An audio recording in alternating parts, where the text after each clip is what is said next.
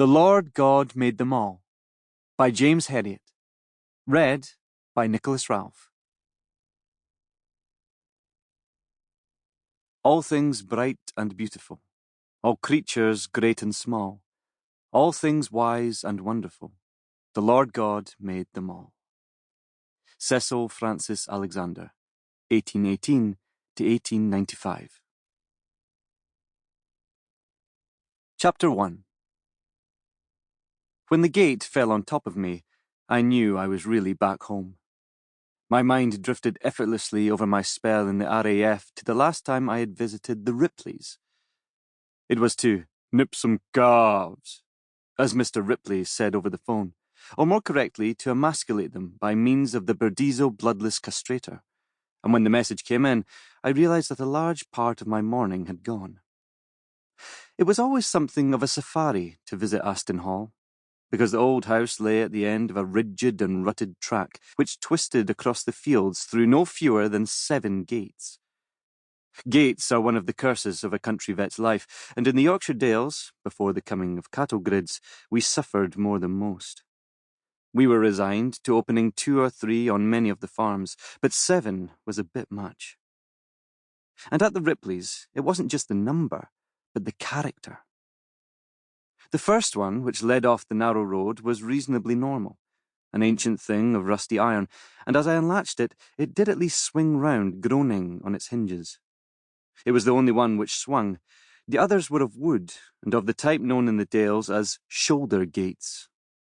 I could see how they got their name as I hoisted each one up, balanced the top spar on my shoulder, and dragged it round.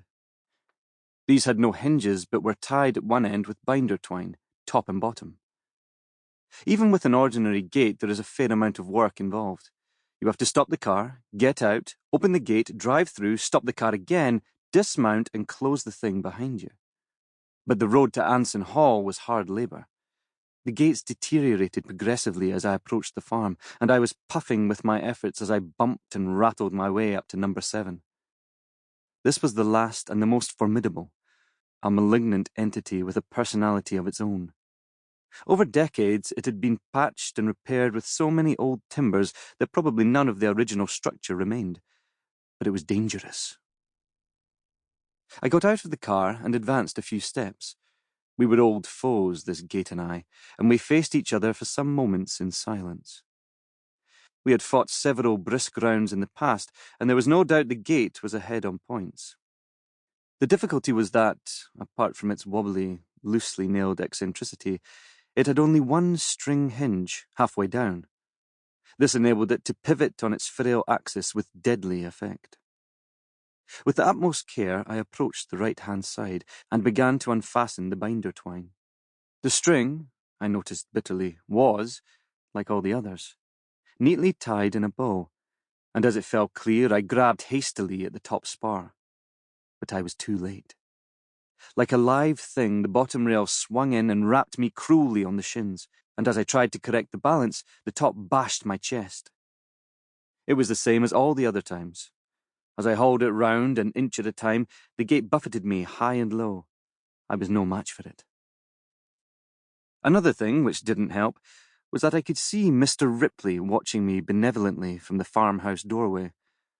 While I wrestled the gate open, contented puffs rose from the farmer's pipe, and he did not stir from his position until I had hobbled over the last stretch of grass and stood before him. "Now then, Mr. Herriot, you've come to nip me a few calves." A smile of unaffected friendship creased the stubbled cheeks.